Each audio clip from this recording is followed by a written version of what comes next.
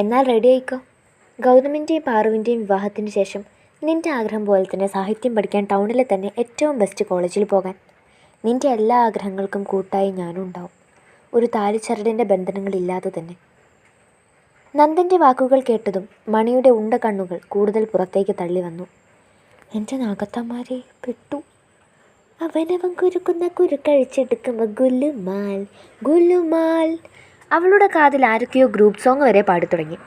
മണി ആകെ പെട്ട അവസ്ഥയിൽ അവനെ നോക്കി ഒന്ന് ഇളിച്ചു. പോകുമ്പോൾ കൊണ്ടുപോകാനുള്ള സാധനങ്ങൾ എന്തൊക്കെയാണെന്ന് പറഞ്ഞാൽ മതി, ഞാൻ വാങ്ങിക്കൊണ്ടു വന്നോളാം. പഠിച്ച് നീ ഒരു നിലയിലെത്തിയിട്ട് വേണം നിന്നെ എനിക്ക് താലി കെട്ടി കൂടെ കൂട്ടാൻ. അവൻ ചിരിയോടെ അവളുടെ കഴുത്തിലൂടെ കൈ ചുറ്റിക്കൊണ്ട് പറഞ്ഞതും അവൾക്കൊരു കാര്യം മാത്രം മനസ്സിലായി. സംഭവം സീരിയസായി.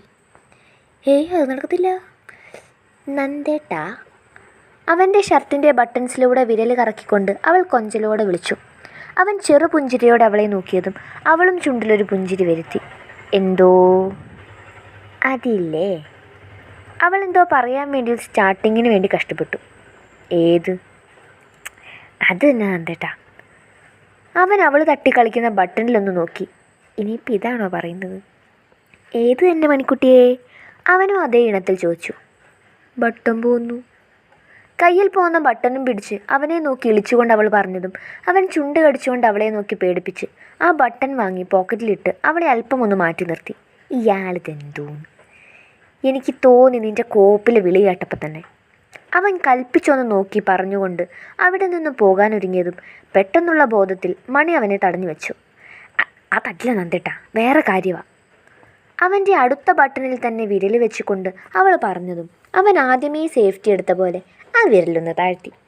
പൊന്നു കൊച്ചേ, നീ ഇങ്ങനെ ഓരോ ബട്ടൺ വീതം പൊട്ടിച്ചെടുത്താൽ ഇവിടെ നിന്ന് ഇറങ്ങുമ്പോൾ നിൻ്റെ ഏട്ടൻ കരുതും ഞാൻ നിന്നെ ഏതാണ്ടൊക്കെ ചെയ്തു എന്ന്.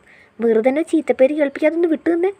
കല്യാണത്തിന് ശേഷം നീ ബട്ടൺ പൊട്ടിക്കുകയോ നീ തന്നെ അത് തുന്നി പിടിപ്പിക്കുകയോ എന്താണെന്ന് വെച്ചാൽ ചെയ്. ഇപ്പോൾ തൽക്കാലം ആ ബട്ടണിൽ നിന്ന് വിട്ടേ. വീണ്ടും ബട്ടണിലേക്ക് വരുന്ന കൈ പിടിച്ചു വെച്ചുകൊണ്ട് അവൻ പറഞ്ഞതും അവൾ പരിഭവം കാണിക്കാൻ നിന്നുവെങ്കിലും പെട്ടെന്ന് പലതും ഓർമ്മ വന്നപ്പോൾ അവൾ പരിഭവം കാറ്റിൽ പറത്തി വിട്ടുകൊണ്ട് വീണ്ടും അവനെ നോക്കി ഒന്ന് പുഞ്ചിരിച്ചുകൊണ്ട് അവൻ്റെ കഴുത്തിലുള്ള രുദ്രാക്ഷമാലയിൽ മെല്ലെ തലോടി. ഇനി അതെങ്ങാനും പൊട്ടിച്ചെടുക്കാൻ അവൻ്റെ ഉള്ളിൽ പേടിയുണ്ട്. കാരണം നെഞ്ചിലുള്ളത് മണിയാണ്. ഏത് നേരത്ത് എന്ത് ചെയ്യും എന്നൊന്നും പറയാനൊക്കത്തില്ല. റയറൈറ്റാണ്. നന്ദേട്ടാ, ഞാൻ ഒരു കാര്യം പറഞ്ഞാൽ ദേഷ്യപ്പെട്ടു? അവൾ ആദ്യം തന്നെ ചോദിച്ചു.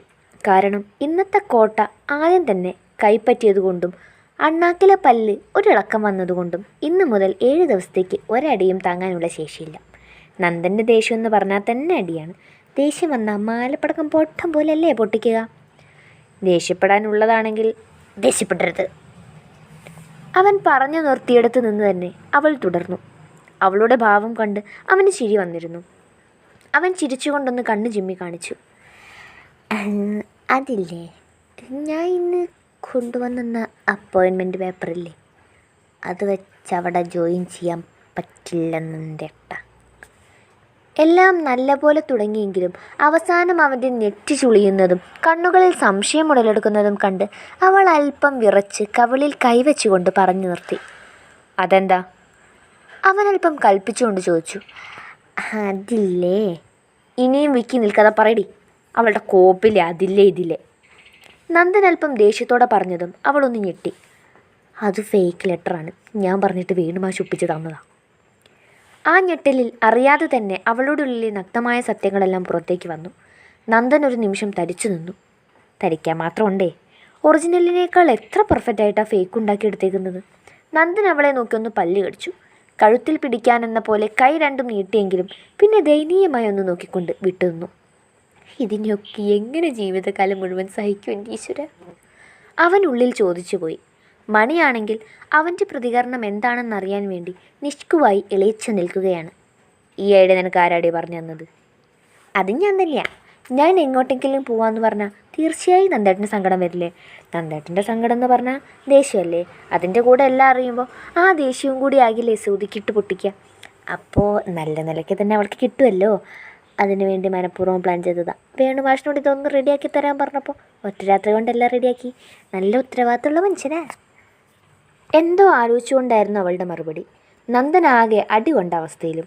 ഒരു മനുഷ്യൻ്റെ വീക്ക് പോയിൻ്റ് മനസ്സിലാക്കാൻ പെണ്ണിന് ഒരൊറ്റ സെക്കൻഡ് അവരോട് ഇടപഴകിയാൽ മതിയെന്ന് പറയുന്നത് എത്ര ശരിയാ?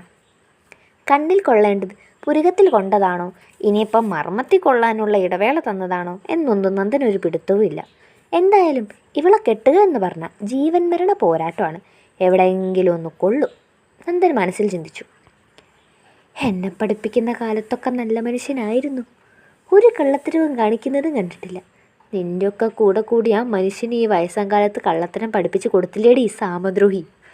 നന്ദൻ പല്ല് കടിച്ചതും മണി ഇളിച്ചുകൊണ്ട് അവൻ്റെ താടിയിലൊന്ന് വലിച്ചു. ഞാൻ പഠിപ്പിച്ചതല്ലാന്നേ, അങ്ങനെ പഠിച്ചതാ.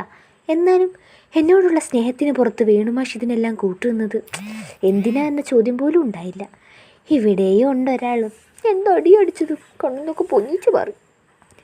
ചുണ്ട് വളച്ചുകൊണ്ട് അവൾ പറഞ്ഞതും അവൻ്റെ ഉള്ളിലും ചെറിയൊരു നോവ് സമ്മാനിക്കാൻ അതിന് കഴിഞ്ഞിരുന്നു.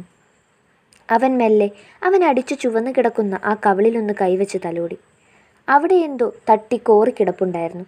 അതിനു പുറമെയായി തന്നെ ചുണ്ടിനറ്റത്ത് മുറിവും. അവൻ്റെ കൈകൾ തട്ടിയതും അവളൊന്ന് എരിവ് വലിച്ചുപോയെങ്കിലും ഒന്ന് കണ്ണ് ചിമ്മി പുഞ്ചിരിച്ചു. അവൻ്റെ മുഖത്ത് ആ കുറ്റബോധം ആവോളം കാണാമായിരുന്നു. അതൊന്നും സാരിയില്ലാന്നേ, ആ നേരത്തെ വേദന ഉണ്ടായിരുന്നല്ലോ, പിന്നെ പഴയ പോലെ തന്നെ എല്ലാം പോയി. നന്ദേട്ടനറിയില്ല എനിക്കിതൊക്കെ ശീലമാണ്. അവൾ കുസൃതിയോടെ പറയുന്നത് കേട്ട് അവൻ പ്രണയത്തോടെ, അതിനേക്കാൾ ഉപരി വാത്സല്യത്തോടെ അവളുടെ കവിളിലൊന്ന് ചുണ്ടു ചേർത്തുകൊണ്ട് അവളുടെ മുഖം തൻ്റെ നെഞ്ചോട് ചേർത്തു. അവൻ്റെ നെഞ്ചോട് ചേർന്ന് കിടക്കുമ്പോൾ അവളുടെ ചുടികളിലും ചെറുപുഞ്ചിരി ഉടലെടുത്തിരുന്നു. ആ പുഞ്ചിരിയോടെ തന്നെ അവൻ്റെ നെഞ്ചിൽ അവളൊന്ന് ചുണ്ടു ചേർത്തു. എന്തോ നഷ്ടപ്പെട്ടുവെന്ന് കരുതിയത് തിരിച്ചു കിട്ടിയവളുടെ സന്തോഷമായിരുന്നു അവൾക്ക്. നിങ്ങൾക്കൊന്നും എന്നെ ഒന്ന് ആശ്വസിപ്പിക്കാൻ പോലും തോന്നിയില്ലല്ലോ, കഷ്ടമുണ്ട്. ഞാൻ എത്രമാത്രം സങ്കടപ്പെട്ടു എന്നറിയോ? അടുക്കളയിലെ പത്തായപ്പുറത്ത് കാലും കയറ്റി വെച്ചിരുന്ന് ബേക്കറി പാത്രവും മുന്നിൽ വെച്ചുള്ള ഭാര്യ തിന്നലിലാണ് പാറു. അവൾക്ക് മുന്നിലായി താടിക്കും കൈ കൊടുത്തിരിപ്പുണ്ട് ഗൗതം. പാവം, പാറുവിനെ ഒന്ന് ആശ്വസിപ്പിച്ചതാ. കഴിഞ്ഞത് 2 പാക്കറ്റ് മിച്ചറാണ്. വേണ്ടായിരുന്നു. ഗൗതമിൻ്റെ ചിന്ത അവിടെ വരെ എത്തി. ആരൊക്കെയോ പറഞ്ഞല്ലോ പാറുവിനെ ആശ്വസിപ്പിച്ചില്ല എന്ന്. ഇപ്പം സമാധാനമായില്ലേ? വെറുതെ വേലി കിടന്ന പാപ്പിനടുത്ത് തോളിലിട്ടവനെ പോലെ ഇരിക്കുന്ന ഗൗതമിനെ കണ്ടില്ലേ? ശരിക്കും ഈ കഴിക്കണത് മുഴുവൻ നീ തന്നെയല്ലേ? ഗൗതം താടയ്ക്കും കൈ കൊടുത്തുകൊണ്ട് ചോദിച്ചു. കണ്ടിട്ട് എന്താ തോന്നണേ? ഉള്ളത് കൂടി ഉള്ളിലേക്കാക്കിക്കൊണ്ട് പാറു ചോദിച്ചതും ഗൗതം ജഗ്ഗിൽ നിന്നും കുറച്ച് വെള്ളമെടുത്ത് ഗ്ലാസ്സിലൊഴിച്ച് അവൾക്ക് നേരെ നീട്ടി. അവളത് വാങ്ങി ശ്വാസം വിടാതെ കുടിച്ചു. കണ്ടിട്ട് വെകിളി പിടിച്ച പിള്ളേരെ ചക്കക്കൂട്ടം കണ്ട കണക്കെയുണ്ട്. മെല്ലെ തിന്നടി ആർത്തി പണ്ടാരമേ. അവൻ അവളുടെ നെറുകയിലൊന്ന് തട്ടിക്കൊടുത്തുകൊണ്ട് പറഞ്ഞതും അവളൊന്ന് അവനെ പുച്ഛിച്ചുകൊണ്ട് വീണ്ടും തീറ്റ തന്നെ. പാറു. അവൾ അവനെ മൈൻഡ് ചെയ്യുന്നില്ല എന്ന് കണ്ടതും അവൻ തന്നെ മുൻകൈ എടുത്ത് വിളിച്ചു. അവളൊന്ന് അവനെ നോക്കി. എന്താ ഏട്ടാ? എൻ്റെ പൊന്നു മോളെ, ഈ വിളിയാണ് എന്നെ തളർത്തുന്നത്. അതെനിക്കറിയാമല്ലോ ഏട്ടാ. മൈബോസിലെ മമതയെ പോലെയുള്ള അവളുടെ ഏട്ടാ വിളി കേട്ട് ഗൗതമിനുള്ളത് കൂടി പറയാൻ പറ്റാതെയായി. അവൻ വലിയ കാര്യത്തിൽ ഉപദേശിക്കാൻ വന്നതായിരുന്നു. ഇനിയും ഒരേട്ടാ വിളിക്ക് കൂടി താങ്ങില്ല എന്ന കണക്കെ കൈകൊണ്ട് കണ്ടിന്യൂ ചെയ്യാൻ കാണിച്ചുകൊണ്ട് അവിടെ തന്നെ ചാരിയിരുന്നു. ഇടയ്ക്കിടെ അവളൊന്ന് എത്തി നോക്കും. ഇത് കഴിഞ്ഞിട്ട് വേണം അടുത്ത പരിപാടി നോക്കാൻ. ഇന്നൊന്നും തീരില്ലേ എൻ്റെ ദൈവമേ. ആശ്വസിപ്പിക്കാൻ പറഞ്ഞവരൊക്കെ എവിടെ? അവരെ കണ്ടിട്ടേ ഞാൻ പോകുന്നുള്ളൂ.